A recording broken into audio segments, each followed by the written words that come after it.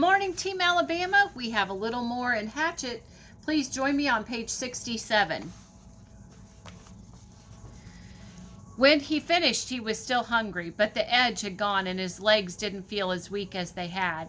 He went back to the shelter, and it took him half an hour to go through the rest of the berries and sort them, putting all of the fully ripe ones in a pile on some leaves and the rest in another pile. When he was done, he covered the two piles with grass he tore from the lake shore to keep the flies off and went back outside.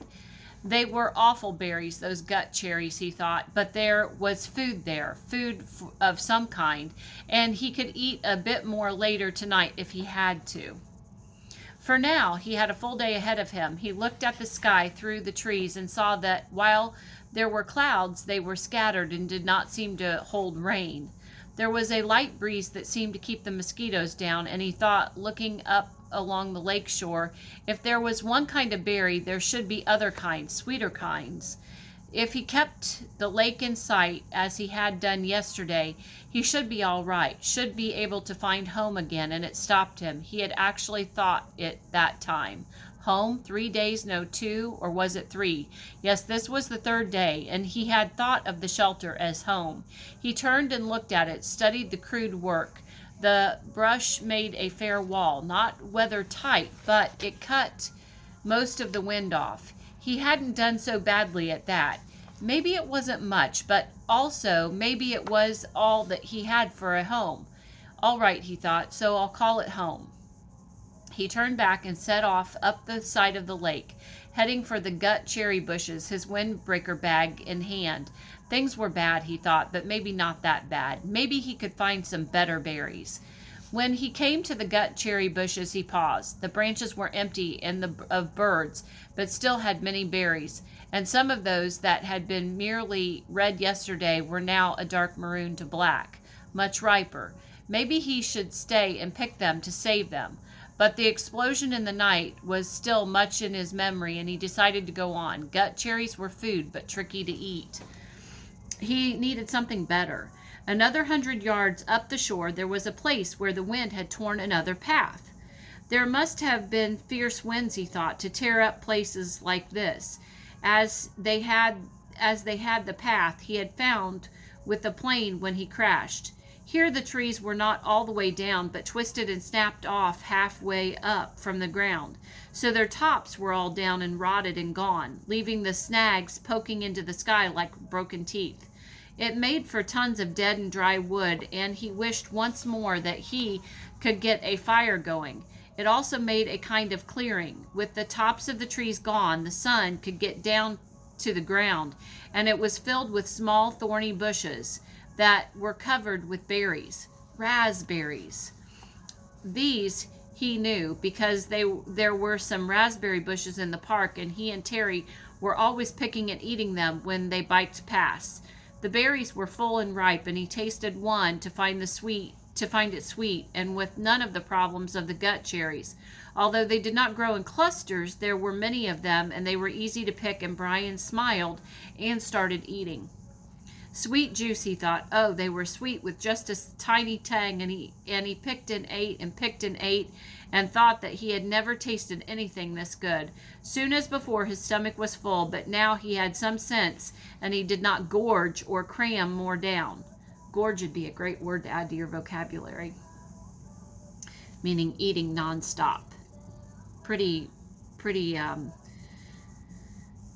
fast, shoving it in your mouth, gorging. Instead, he picked more and put them in his windbreaker, feeling the morning sun on his back and thinking he was rich with food now, just rich. And he heard a noise to his rear, a slight noise, and he turned and saw the bear. He could do nothing, think nothing. His tongue stained with berry juice stuck to the roof of his mouth, and he stared at the bear. It was black, with a cinnamon-colored nose, not 20 feet from him, and big, no, huge. It was all black, fur, and huge. He had seen one in the zoo in the city once, a black bear, but it had been from India or somewhere. This was wild. This one was wild and much bigger than the one in the zoo, and it was right there. Right there. The sun caught the ends of the hairs along his back. Shining black and silky, the bear stood on its hind legs, half up, and studied Brian, and just studied him, and then lowered itself and moved slowly to the left, eating berries as it rolled along, waffling and delicately using its mouth to lift each berry from the stem, and in seconds it was gone, and Brian still had not moved. His tongue was stuck to the top of his mouth, the tip half out. His eyes were wide, and his hands were reaching for a berry. Then he made a slow, low, It made no sense, was just a sound of fear, of disbelief that something that large could have come so close to him without his knowing. It just walked up to him and could have eaten him, and he could have done nothing. And when the sound was half done, a thing happened to his legs, a thing that he had nothing to do with, and they were running in the opposite direction from the bear, back towards the shelter. He would have run all the way in panic, but after he had gone 50 yards, his brain took over and slowed and finally stopped him.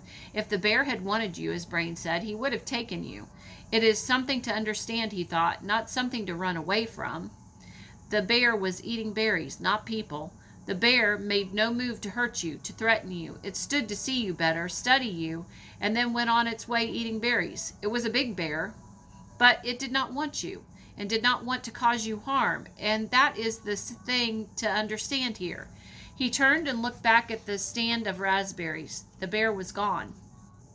The birds were singing. He saw nothing that could hurt. There was no danger here that he could sense or could feel. In the city at night there was sometimes danger. You could not be in the park at night after dark because of the danger, but here the bear had looked at him and had moved on. This filled his thoughts, and the berries were so good, so sweet and rich, and his body was so empty, and the bear had almost indicated that it didn't mind sharing. He had just walked from him, and the berries were so good. And he thought finally, if he did not go back and get the berries, he would have to eat the gut cherries again tonight.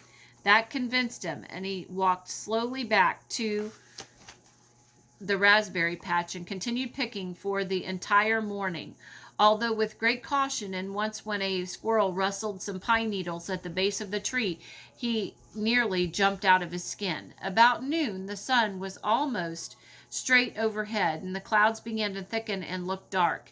In moments it started to rain, and he took what he had picked and trotted back to the shelter. He had eaten probably 2 pounds of raspberries and had maybe another 3 pounds in his jacket rolled in a pouch. He made it to the shelter just as the clouds completely opened and the rain roared down in sheets. Soon the sand outside was drenched, and there were rivulets running down to the lake, but inside he was dry and snug. He started to put the picked berries back in the sorted pile with his gut cherries, but noticed that the raspberries were seeping through the jacket. They were much softer than the gut cherries, and apparently were being crushed a bit with their own weight. When he held the jacket up and looked beneath it, he saw a stream of red liquid. He put a finger to it and found that it was sweet and tangy, like pop without the fizz, and he grinned and lay back on the sand, holding the bag up over his face and letting the seepage drip inside his mouth. So it's draining out of his jacket, and he's drinking it almost. Outside, the rain poured down, but Brian lay back, drinking the syrup from the berries, dry and with pain almost gone, the stiffness also gone, his belly full and a good taste in his mouth. For the first time since the crash, he was not thinking of himself or his own life. Brian was wondering if the bear was as surprised as he to find another being in the berries. Later in the afternoon, as evening came down, he went to the lake and washed the sticky berry juice from his face and hands, and then went back to prepare for the night. While he had accepted and understood that the bear did not want to hurt him, it was still much in his thoughts, and as darkness came into the shelter, he took the hatchet out of his belt and put it by his head, his hand on the handle as the day caught up with him, and he slept. Okay, we're going to stop there for today. Team Alabama, please go ahead and add another 5 facts to your Google Doc. Have a great rest of your day. We also heard a few words that you might want to add to your vocab list. Have a great day.